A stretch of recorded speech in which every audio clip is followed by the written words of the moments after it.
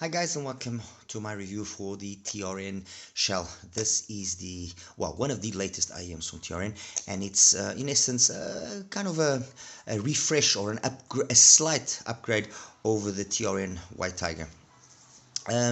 What do these particular units or IEMs have in particular? Well, they have a unique triaxial driver, a 10.5 millimeter, an 8 millimeter, and a 6 millimeter planar driver, which have all been mounted coaxially, so stacked one on top of each other, with separate magnetic systems for each one of those drivers, which is a little bit of a departure from what we usually see as dual diaphragm drivers, which usually only have one magnetic system. And yes, there are some dual drivers out there, that coaxial configuration of a 10 and a 6. We've seen it in some more upscale models, being then complemented by some other drivers, or we've seen it as well being used in cheaper IEMs, the TRN V80, if you guys might remember, we used such a driver. But anyway, this is the White Tiger here. It was the first to use that triaxial driver, and in essence it actually created a hybrid, because it's not all DDs, it's got that planar. Okay, the 10.5 millimeter is handling the lower frequencies and the lower mids, the 8 the mids, and then the upper mids, and some extension as well up top, and then the planar is taking care of the rest. And the way that they stack the drivers is closest to the nozzle you have the planar, you then have the 10.5, then the 8, and the reality was this, it's a very nicely tuned IEM, plays the part, and it was TRN's take to compete against the likes of the RTR1, the Aoshida E20, the Shanling, oh my god, the Shanling, I had a blank now, the Shanling Dual DD that just launched as well a couple of months ago. So it was their take on a more upscaled, as well, the IVipQ, the IQ14, the Shanghai. So it was TRN's take to go up against those more, more well tuned, more well built, more elaborate dual or triple DD IEMs. With the Shell, what they've done is they've added a 6 millimeter next to that triaxial driver, and they've changed slightly the Shell. The Shell is very similar in terms of overall size, in terms of the body. The faceplate obviously is different. It's not that same. It's got this full chrome finish, which is going to be a magnet, while the White Tiger was like this finish emulating something of a tiger's skin or fur or whatever. In terms of accessories, the Shell brings a really nice cable. The nice thing here is that now the terminations as well, or on par with the actual plug itself, while on the White Tiger the cable still had this old terminal here, which just didn't look the part, in my opinion. So they've got a nice cable with exchangeable terminations. They've got some really nice tips. It brings the TRN tips, which are nice. I mean, they're so good that I've actually just left them on, and that's what I'm using. I didn't even bother swapping them. They've got as well the exchangeable nozzles. Brings these exchangeable nozzles with the red O-ring, a blue O-ring, and a black O-ring, and they all change slightly. The sound I'll show it to you just in a minute with the graphs, and that's that. Now, the biggest surprise was in terms of the price. This was closer to $70. This is closer to $60. Now, was this down to because of the fact that TRN is now producing this IEM in larger quantities? They were able to actually lower the price for wholesale, and both units I got them from Hifigo, and that allows obviously then Hifigo because I got them from them, to lower the price as well, and offer this discount and this benefit to us, the end user. Or has Hifigo decided as a marketing tactic to actually make this or sell it at a lower value, and not having such a larger profit margin? Anyway, irrespective of the fact that the reality is this, it's around $8 to $10 cheaper than what was the White Tiger. And then when you consider the nice build quality, a really solid build quality, you consider the cable, you consider the accessories. The only thing that I really said that about the White Tiger, I guess maybe because it's black, it just looks a little bit smarter. It kind of has a satin finish. It looks a little bit nicer. But I think, I don't know, the case, I guess I just got off on the wrong foot with it, and I just don't like it. But that minor hiccup aside, the reality is this: tremendous value for money. Okay, now let's get straight into it and jump into what we want to know is sound-wise. Well, this is very, very simple, and there's no need for me here to spend hours in going into much detail. Bass is definitely the star of the show here. Okay, this is all about having a nice organic sound.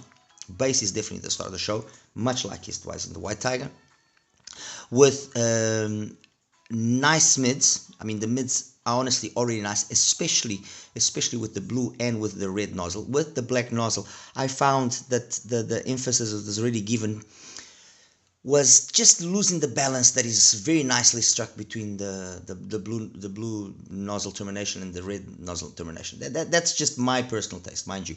I mean, maybe you guys might not agree with me, but particularly myself, that area there between 1.5 and 4.5 with the black nozzle just has those peaks at 2 and at 4 just a little bit more emphasized, and it just kind of unpolishes the whole thing a little bit more. And that makes, for me, just the sound not as elegant. I mean, this is not, trust me, this is me nitpicking, honestly. Other than that, there's nothing there that's to bug. And when I actually take it and I compare it with the White Tiger, that area there of the White Tiger as well was well done, well plateaued. The difference, and I'll show it to you on the graph just now, is that it extended a little bit more from 4 to 5, the plateau that it creates at the peak of the pin again, which is at 2K. Anyway, bass, like I said, it's nice, it's clean, it's maybe due to the fact that you got those triple stacking and there's inevitable obstacles placed in its way, it could be a little bit snappier. But guys, once again, I'm just nitpicking. Bass is clean, it's detailed, it's powerful, it's full. Mids, like I said, nothing to be pointed as a negative aspect there. Clean, detailed, and then the extension, again, very nicely done, and aided by that 6mm, just in the sufficient amount for you to notice an improvement in terms of overall imaging, an improvement over overall detail retrieval. Is the improvement a day and night improvement? And no, it's a minor improvement. Okay, let's make this perfectly clear and not get ourselves carried away. The improvement is very minor. If you don't have either and you are wanting to buy one or the other, which would then be the one that now makes the most sense in my opinion, definitely the Shell makes the most opinion.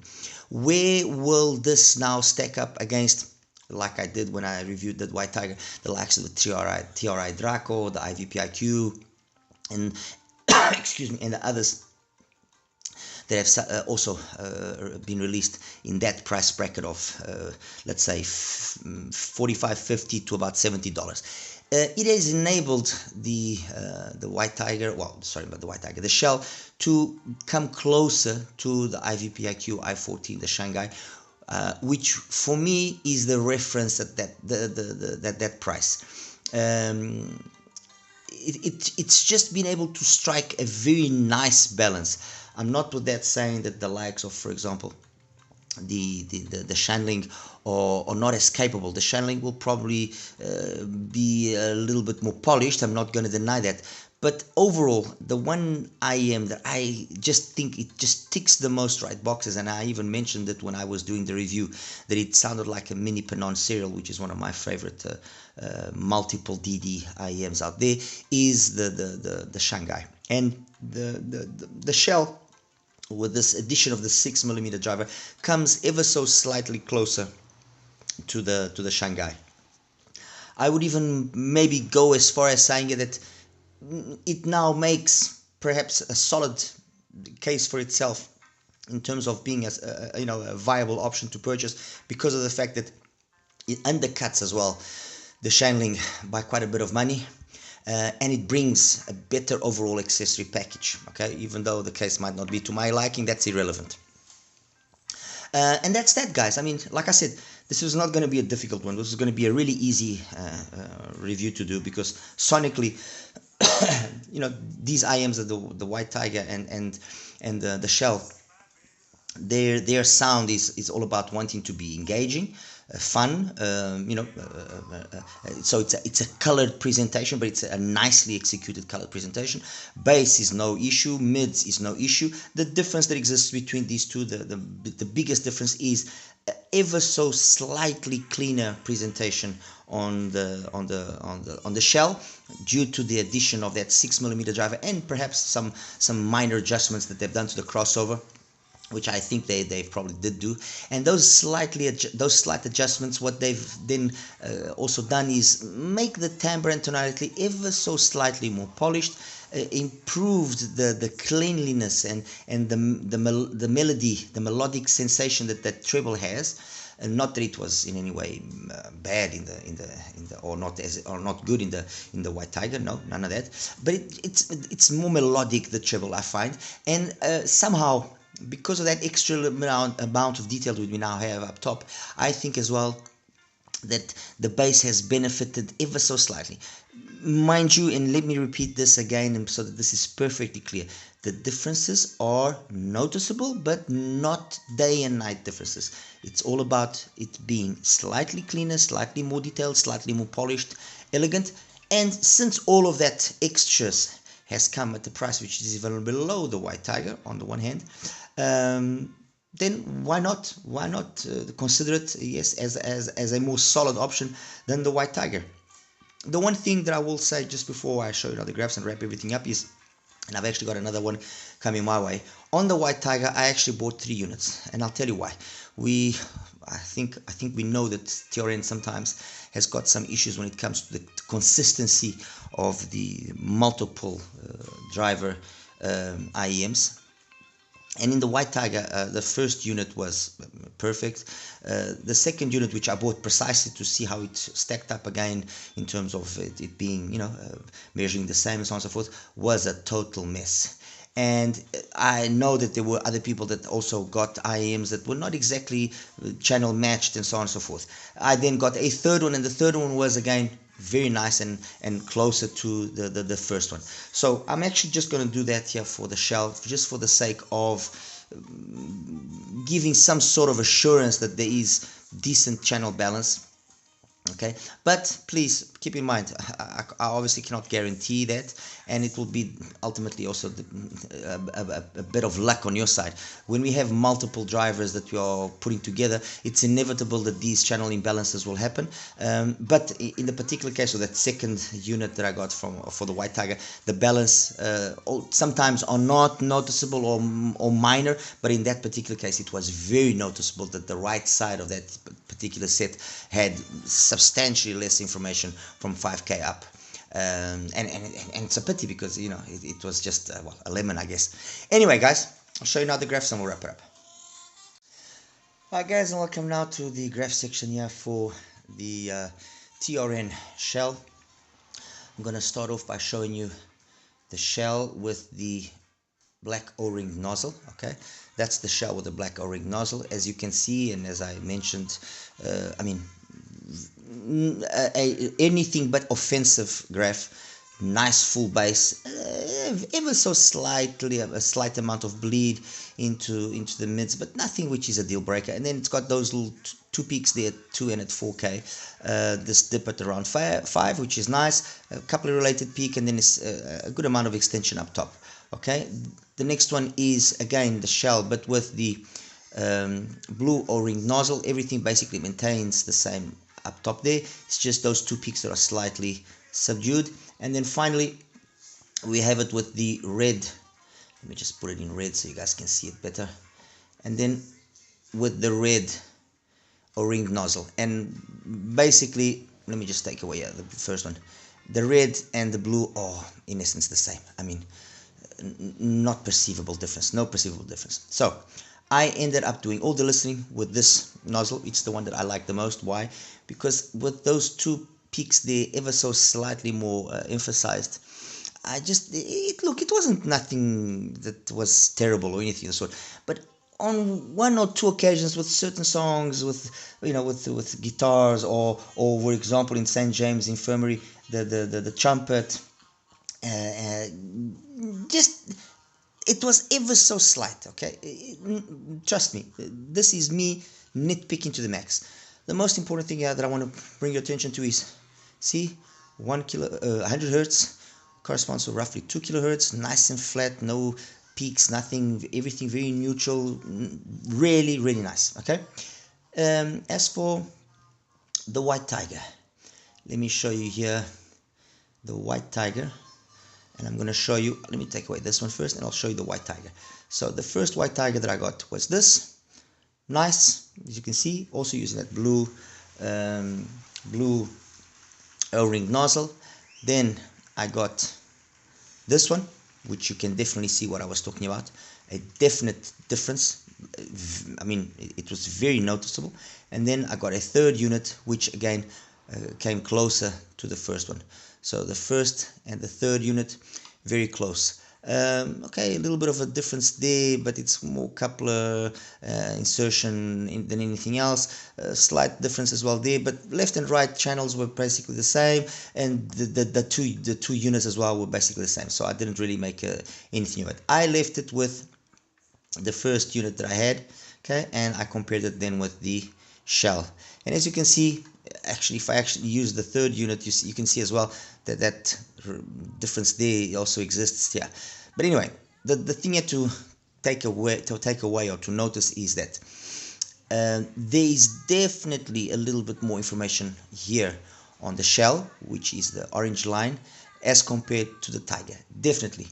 You wouldn't think that by looking at the graph, but it's noticeable. You can pick up on it. So trust me when I tell you that there's that extra little amount of detail. Otherwise, everything else is the same. Bass, mids, everything is the same. That extra little bit amount of cleanliness and of detail up top, then, like I mentioned, confers that sound to the Shell overall in terms of timbre and tonality, which is just ever so slightly more polished. A little bit I mean, the treble is more melodic, and the bass maybe perhaps here and there just a little bit snappier, but these are very minor differences that I was able to pick up on them after hours and hours and hours, and listening to them in my office, and not outside, because outside you really wouldn't pick up the difference. I mean, I listened to both of them this past week at the gym, and they sounded the same to me. No difference whatsoever, trust me. Okay, so there you have it, guys. TRN Shell. I give it my thumbs up, considering that it's they've basically been able to offer a better product, or a slightly improved product, or an improved product, if you want to put it that way, when compared to the Shell, to the White Tiger, for a lower price. That already is a winner for me. The Shell finish, chrome, fingerprint magnet versus painted Shell, which is going to chip away and so on and so forth. It's up to you, and the rest of the accessories are exactly the same, with that minor difference then in the termination of the cable on the IEM side, on the Shell being a more normal termination and not that cheaper kind of termination that they used on the White Tiger. And that's that, guys. If there's anything you want to know, any comparisons you would like me to do, please let me know, and I'll get get it all done. All right, I'll make it happen. You take care now. Bye bye.